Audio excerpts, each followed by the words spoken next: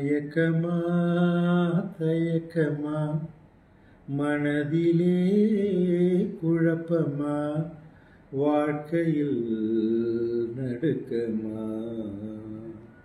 மயக்கம். இந்த மயக்கம்ங்கிற வார்த்தை பொதுவாக நிறைய சமயம் நம்ம அதை உபயோகப்படுத்துகிறோம். மயக்கம்னா என்ன அப்படின்னு பார்த்தீங்கன்னா, ஒரு மனிதனுடைய சுயநினைவு இன்றி அவன் சில நேரம், சில மணித்துளிகள், அது மணித்துளிகள்னால் சில நிமிடங்கள் இருந்து அந்த மயக்கமானது நீங்கி அவன் சுயநினைவுக்கு வருவது ஆங்கிலத்தில் சின்கோப் அல்லது மயக்க நிலைன்னு நாங்கள் சொல்லுவோம் மருத்துவர்கள். இப்போ இந்த மயக்க நிலைக்கு முக்கியமாக நான் சில விஷயங்களை உங்கள்கிட்ட சொல்ல விரும்புகிறேன். பொதுவாக இப்போ நீங்கள் ஒரு ரோட்டில் போயிட்டு இருக்கும்போது ஒருத்தர் திடீர்னு மயக்கம் பண்ணி விடுறாரு அப்படின்னா, நீங்கள் செய்ய வேண்டியது ஒரு 3 விஷயங்கள். ஒன்று, அவருடைய இருதய துடிப்பு, அதை உங்களுடைய அந்த பல்ஸ்ன்னு சொல்லக்கூடிய அந்த மணிக்கட்டில் இந்த ஆள்காட்டி விரல்கிட்ட இந்த இடத்துல நீங்கள் இப்படி வச்சிங்கன்னா அங்கே ஒரு துடிப்பு இருக்கும். அந்த துடிப்பு இருக்கான்னு நீங்கள் பார்க்கணும். இங்கே கிடைக்கலன்னா கழுத்துக்கிட்ட இந்த இடத்துல அந்த துடிப்பு இருக்கான்னு பார்க்கணும். ஒன்று. ரெண்டாவது, மூச்சு காற்று இருக்கான்னு பார்க்கணும். மூன்றாவது, அவருக்கு நினைவு இருக்குதாங்கிறத அவரை கூப்பிட்டு, அவர் பேரை கூப்பிட்டு தட்டி பார்க்கணும்.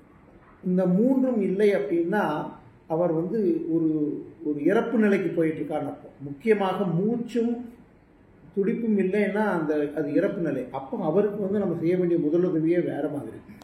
அதே சமயத்தில் மூச்சு காற்று இருக்குது, துடிப்பு இருக்குது, ஆனால் அவர் மயக்கத்தில் இருக்கார் அப்படின்னா இந்த மயக்கம் பொதுவாக 100க்கு 90% சாதாரண மயக்கம்னு சொல்லுவோம்.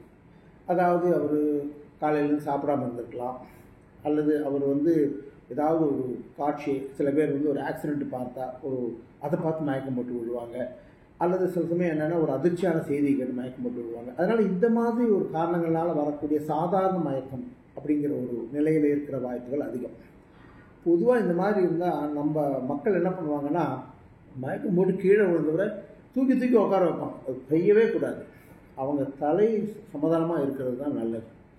பொதுவாக அந்த சமயத்தில் இந்த மயக்கத்தை தெளிவதற்கு சில பேருக்கு மூஞ்சில் தண்ணி தெளிப்பாங்க. அதில் தவறு கிடையாது.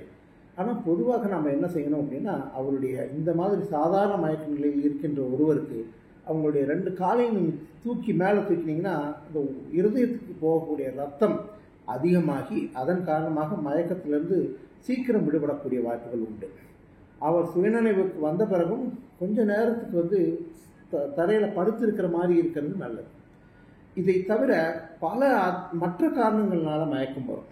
அந்த மயக்கங்கள் இருதயத்தினால இருக்கலாம், சில சமயம் ஒரு மூளைக்கோளாறுனால இருக்கலாம், அல்லது சில சமயம் வேறு காரணங்கள், சர்க்கரை குறைபாடு, இந்த மாதிரி காரணங்களில் கூட இருக்கலாம். ஆனால் அதை பற்றி நான் இப்போ உங்கள்கிட்ட சொல்ல விரும்பலை. ஏன்னா ஒரு சாதாரண மயக்கம் என்பது தான் சாதாரணமானது. அதை பற்றி நீங்கள் இந்த அளவுக்கு தெரிஞ்சிட்டாலே போதுமானது. இதை ஆங்கிலத்தில் வேசோவேகல் சின்கோப்னு சொல்லுவோம். புரிஞ்சுட்டிங்களா? அதனால் ஒரு சாதாரண மயக்கத்துக்கு நம்ம என்ன பண்ணணும் அப்படிங்கிறது இப்போ நீங்கள் கண்டிப்பாக தெரிஞ்சிட்ருப்பீங்க. வணக்கம், டாக்டர் புவனேஸ்வரன்.